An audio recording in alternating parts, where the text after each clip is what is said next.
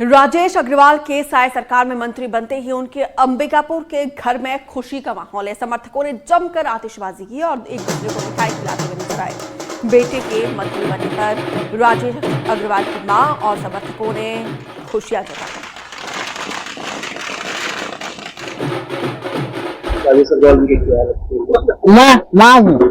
कैसा लग रहा है मंत्री बनने के बाद? हाँ, बहुत अच्छा लग रहा है। विकास के लिए बढ़िया रहेगा। हाँ, बहुत अच्छा लग रहा है। किसी का भी बेटा मंत्री बनेगा बहुत खुशी हुई, सब परिवार को खुशी है। अंबिकापुर विधायक राजेश अग्रवाल को अंततः विष्णुदेव सरकार में मंत्री के पद में शामिल कर दिया गया है, जिसके बाद से उनके पूरे परिवार में और कार्यकर्ताओं में खुशी का लहर है। मैं इस वक्त अंबिकापुर के उनके सरकारी आवास में हूँ। आप देख सकते हैं उनके परिवार, उनके पार्टी कार्यकर्ता किस प्रकार से घर में उनको मिठाई खिला रहे हैं, खुशियां मना रहे हैं। कुछ लोगों से बात करते हैं। सबसे पहले बात करते हैं उनके बड़े भाई, वो किस प्रकार देखते हैं राजेश भैया की इस उपलब्धि को। भी आपका नाम?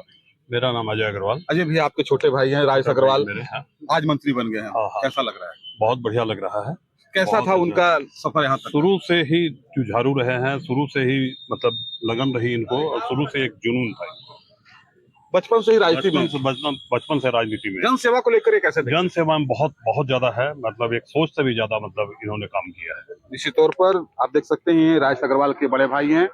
शुरू से ही आम लोगों में, जनता में उनका पकड़ था। यही कारण है कि पंचायत से लेकर आज विधायक तक उन्होंने सफर तय किया। हमारे साथ एक और उनके परिवार के हैं। क्या नाम है? मेरा मनोज अग्रवाल नाम है। मनोज भैया बेटो कैसे देखते हैं? बचपन से ही जो है वो एक जुझारू किस्म के इंसान रहे हैं और राजनीति कहिए या पारिवारिक कहिए या सामाजिक कहिए, हर कार्य में वो आगे रहते थे।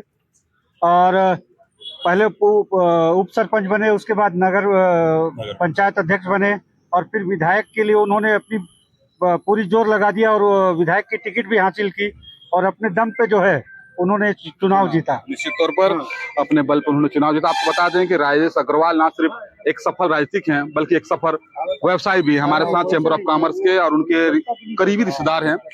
आप क्या मानते हैं इसे लेकर, उनकी सफलता को लेकर?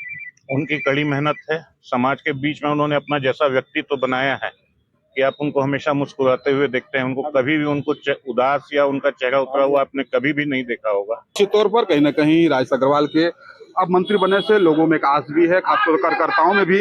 अब अंबिकापुर का विकास होगा। बहरहाल आप देखना ये होगा कि आने वाले समय में उनके मंत्री बनने से विकास किस प्रकार होता है। अपने सहयोगी मेरे साथ मैं रोमी सिद्दीकी, अंबिकापुर। छत्तीसगढ़ में मंत्रिमंडल का विस्तार हो चुका है और नए बनाए गए मंत्री गुरु खुशवंत साहिब के रायपुर स्थित उनके निवास पर उनके समर्थकों के पहुंचने का सिलसिला जारी है। और मंत्री खुशवंत के छोटे भाई सौरभ साहब से हमारे सहयोगी ने बातचीत की है, सुनिए। आरंग विधायक अब विधायक नहीं बल्कि मंत्री बन गए हैं। खुशवंत साहब को मंत्रिमंडल की शपथ ले लिया है, मंत्रिमंडल के सदस्य बन चुके हैं और परिवार के सदस्य हमारे साथ हैं। रायपुर में रह रहे आप उनके छोटे भाई हैं, खुशवंत जी के छोटे भाई हमारे साथ हैं। किस तरह से देख रहे हैं मंत्रिमंडल में शामिल हो गए हैं आप? सबसे पहले तो आप सभी को और शीर्ष नेतृत्व को बहुत बहुत धन्यवाद ज्ञापित करना चाहूँगा कि हमें बिल्कुल मंत्रिमंडल में जगह दे करके उन्होंने बहुत अच्छा काम किया है। साथ ही प्रदेश में अब सतनामी समाज ही नहीं, सर्व समाज के हितों में बहुत ही महत्वपूर्ण डिसीजन हो करके और विकास का काम बहुत अच्छे से होगा। और पूरे समाज का जब से विधायक बने थे तब से सभी को आशा थी कि मंत्री बनाया जाएगा। तो निश्चित तौर पे धैर्य का परिचय देते हुए गुरुजी ने संघर्ष करते हुए अपने परिचय दिया और शीर्ष नेतृत्व को जरूर उनको लगा कि ये नेतृत्व करने लायक है, मंत्री बनने लायक है।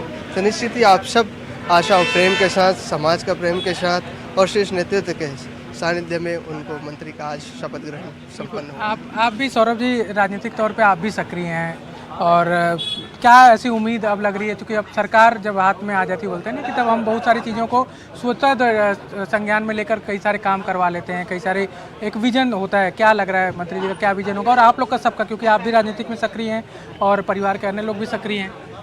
जैसे कि हम जानते हैं कि परम पूज्य गुरु घासीदास बाबा जी के वंशज से बिलोंग करते हैं हम सभी। तो निश्चित ही उनका जीवन हमेशा से समाज सेवा ही रहा है और सर्वोपरि रहा है। तो निश्चित ही उन्होंने अपने कालों में, अपने समय में निश्चित ही हर लोगों का सुख दुख में हर जगह मन के एक बराबर का सम्मान संदेश दिया हुआ है। वही संदेश को लेकर के अभी वर्तमान में भी हमारे गुरु खुशवंत भी हमें पूरे परिवार लेकर के चलते हैं। वही उसके विश्वास से आज हम सब वो मुकाम में पहुँचे हैं। तो निश्चित ही आने वाला समय भी समाज के लिए और सर्व समाज के लिए बहुत अच्छा होगा।